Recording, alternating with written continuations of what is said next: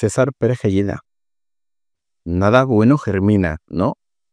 Es tu 15ª novela de César Pérez Gellida, que empezó con Memento Mori.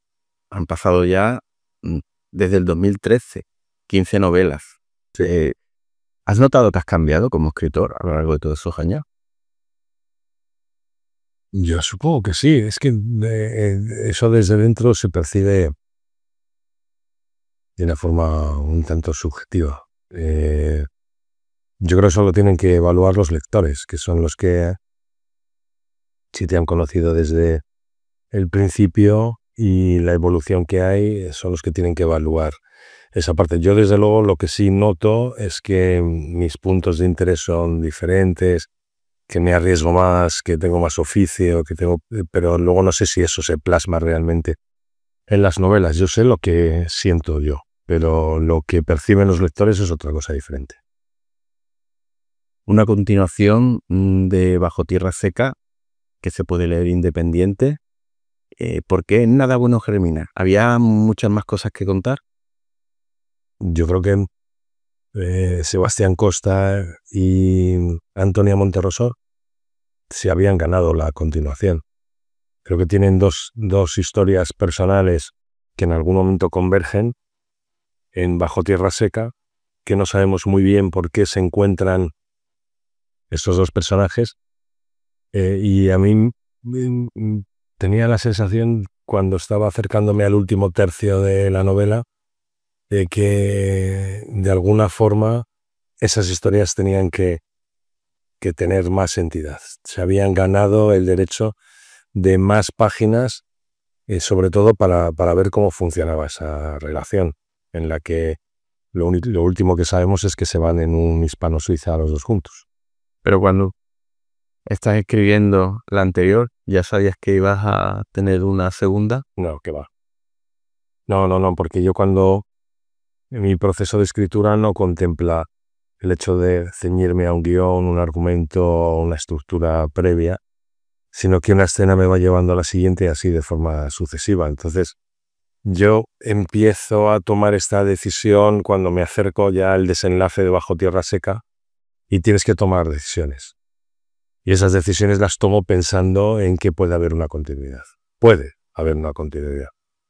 Porque el final de Bajo Tierra Seca podría ser un final, no es el que quisieran los lectores, pero podría ser un final conclusivo perfectamente. Si no hubiera decidido embarcarme otra vez en este jaleo de interpretar a Antonia Monterroso y a Sebastián Costa, podría haberse quedado aquí la historia perfectamente. Bueno, el final de la primera es un final tan lícito como cualquiera. No, sí, desde luego. Le puede gustar o no le puede gustar a la gente, pero es tal cual. Si eso no es vinculante. La cuestión es que a mí yo tenía esa intuición de que merecían más. César, hemos dicho que son independientes, pero sí es verdad que a la hora de hablar de escenario, en la primera yo he notado que es una novela rural. En esta es una novela más de ciudad. ¿Eso lo has hecho por comparar o porque lo exigía el guión? No. Cuando uno toma la decisión de continuar con una historia, te puedes plantear ser continuista, seguir con un horizonte temporal determinado, pero yo lo que tenía claro es que la atmósfera tenía que ser diferente. Y en Bajo Tierra Seca, eminentemente rural, en una zona muy deprimida, muy hostil, y lo que quería era que la atmósfera fuera distinta. Y nada tiene que ver lo que se vivía en aquellos años en un lugar tan eminentemente rural como es Zafra y Almendralejo, lo que ocurre en ciudades como Córdoba, Madrid, Valladolid, que están en plena ebullición en aquel momento, ¿no? Entonces, sí quería ese cambio de atmósfera, eso sí que ha sido buscado. ¿Qué vamos a encontrarnos en Nada bueno germina? Que se pueda contar y que no venga en la sinopsis, ¿no? Es la historia de dos personajes que obligatoriamente emprenden una huida hacia adelante porque heredan una serie de enemigos que, motivados por la venganza, les van a perseguir. No son enemigos pequeños, pero en esta huida hacia adelante van labrándose más enemigos. Entonces es la historia del gato y el ratón, en la que parece que el ratón, como es más está más acostumbrado a esto de huir, gana siempre, pero en esta historia depende del número de gatos que te estén persiguiendo. Entonces, al final es un thriller frenético en el que hay una sucesión continua de acontecimientos, hay muchos giros, hay muchas sorpresas y yo creo que a nivel emocional está muy cargada esta novela.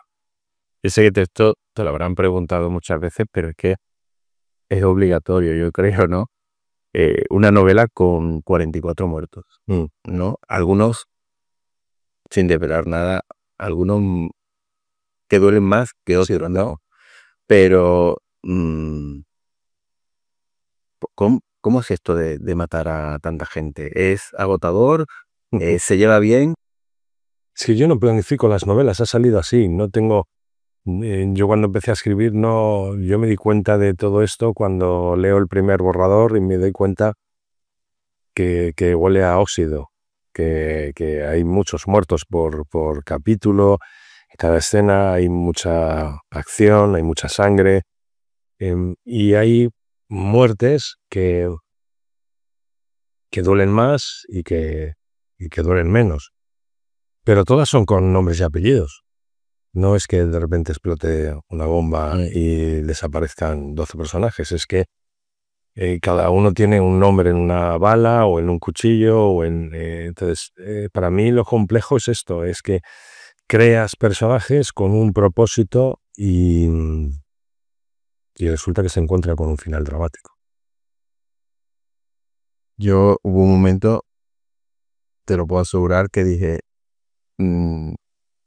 no he llegado a la mitad del libro, pero que se va a quedar sin personaje. Pero siempre hay personajes en la recámara que te llenan esos espacios. Sí, pero bueno, al final, pues es la novela donde más muertos tienen, ¿no? Yo creo que sí. Sí, ¿no? Yo creo que sí. Siempre está bien superarse, ¿no? Claro que sí. Volvemos a encontrarnos con el teniente Martín Gallardo. Pero este es otro distinto, ¿no? Claro, hay una diferencia muy grande y es que ha superado su adicción al opio y está en un momento, en un valle de tranquilidad que no es lo que más le guste a él, pero se encuentra con esa posibilidad de recuperar el Martín Gallardo de su ADN, de reconocerse a sí mismo. Y ahí está, el personaje con esa intención de atrapar a alguien que fue camarada suyo y alguien que le ha marcado para toda la vida, que es Antonio Monterroso. Y bueno, pues ahí tenemos, yo creo que un arco de personaje diferente al que encontramos en Bajo Tierra Seca, sin el uniforme de Guardia Civil, que te encuentras con otro. Yo creo que eso es muy bueno desde el punto de vista que el lector ve la evolución que tienen los personajes, que son vivos, que están ahí, que evolucionan en las páginas. Ahí te puedo reconocer que una de las escenas que más me ha gustado es cuando Pacheco le pregunta por qué, ¿no? Por qué van a hacer, o por qué hace lo que van a hacer, ¿no? Esa persecución, ¿no? Y él le responde que, bueno, que si volviese la cabeza hacia otro lado, no sería el mismo, ¿no? Creo que eso es una declaración de principio muy buena. Claro, porque es que está impreso en su ADN y él tiene de unas deudas pendientes que pagar. Él como Sebastián Costa tiene un sentido de lealtad que se ha visto resquebrajado por un ex compañero que bueno, se ha comportado de tal manera y tiene que solucionarlo. También nos vamos a encontrar a Antonio Monterroso y a Sebastián Costas, que no sé si si me lo puedes permitir, parecen una pareja de Bonnie and Clyde Sí, a la española del siglo XX, ¿no? ya me lo han dicho. Sí, bueno, ese es el punto de ignición de la novela. Ellos están buscando un futuro y trazan una línea recta. Necesitan recursos económicos suficientes como para cruzar el Atlántico y tener ese Eldorado donde empezar una nueva vida, y desde luego que no lo van a hacer trabajando como jornaleros. Así que lo que hacen es buscarse la vida atracando bancos. Y César, ¿se puede quererlos, bueno, en este caso odiarlos y quererlos a la vez? Claro, por supuesto. Son personajes poliédricos que tienen luces y sombras. Hay algunos que tienen más sombras que luces, pero todos presentan, se les ven las costuras. Es como las personas normales que no son absolutamente Moriartys o Teresas de Calcuta. Lo he encontrado un thriller vertiginoso que no deja tiempo a respirar, y eso es difícil porque normalmente es muy difícil mantener el ritmo constante. ¿Cómo se consigue esto? ¿Qué haces tú para conseguirlo? No planificando. Lo que me va pidiendo el cuerpo y los personajes. Si yo planifico, seguramente daría cabida a escenas de transición, pero aquí cada escena tiene sentido, tiene un propósito y tiene un principio, un desarrollo y un final. Puede ser larga, mediana o corta, pero ya a mí no me sobra ninguna escena. Entonces, como todo tiene un propósito, al final lo que haces es tratar de que el ritmo sea más o menos constante, aunque tiene que haber picos y que no haya demasiados bajones. El marco temporal es un personaje más y la gripe española está presente en toda la novela.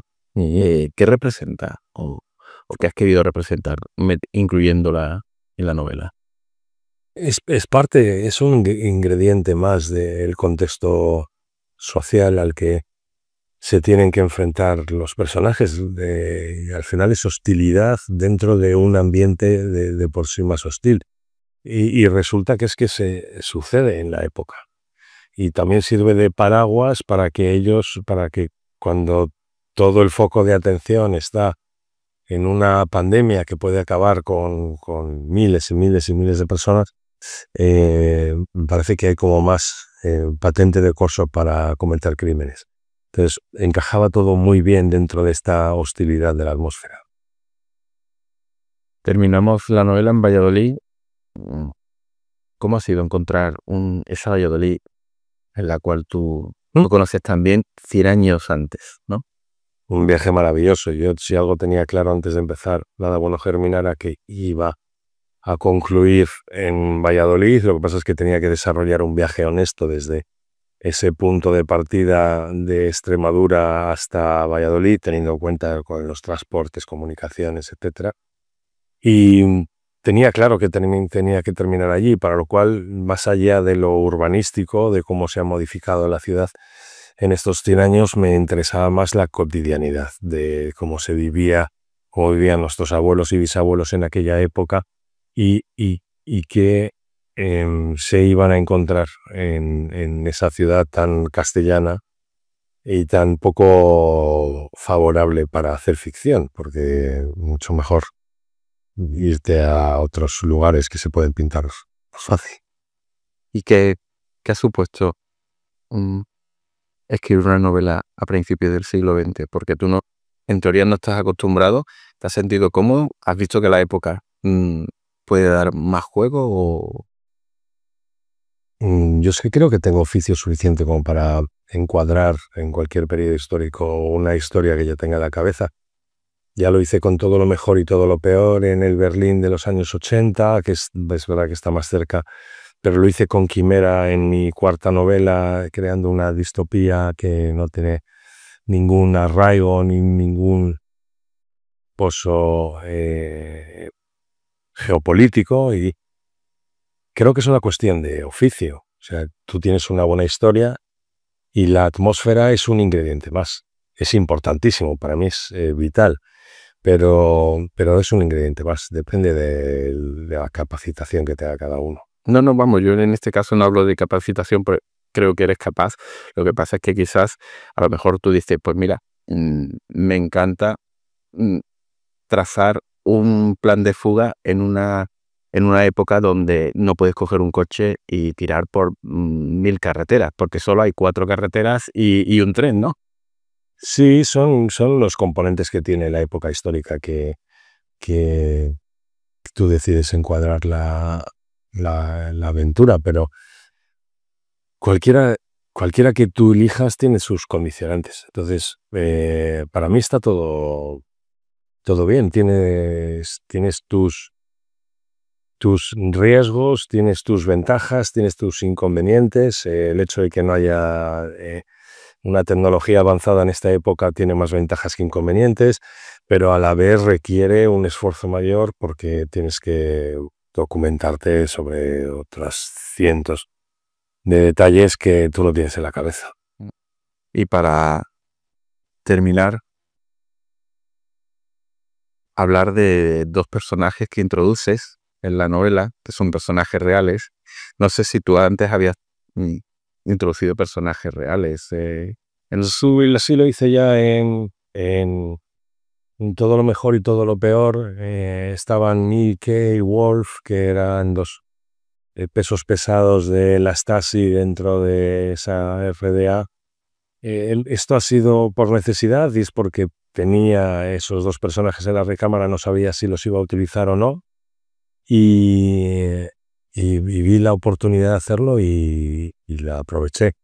Pero tampoco estaba planificado, no era algo que tuviera ahí en la cabeza como estoy buscando el momento de que puedan subir al escenario y cantar una canción.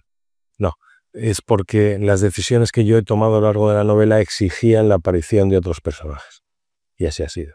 Pues yo espero que quien lea la novela disfrute de esos 2 personajes y disfrute también de por qué aparecen en escena. Para eso tienen que llegar al final. Sí. Oye, pues fantástico. Muchas gracias, amigo. Lo afirmo.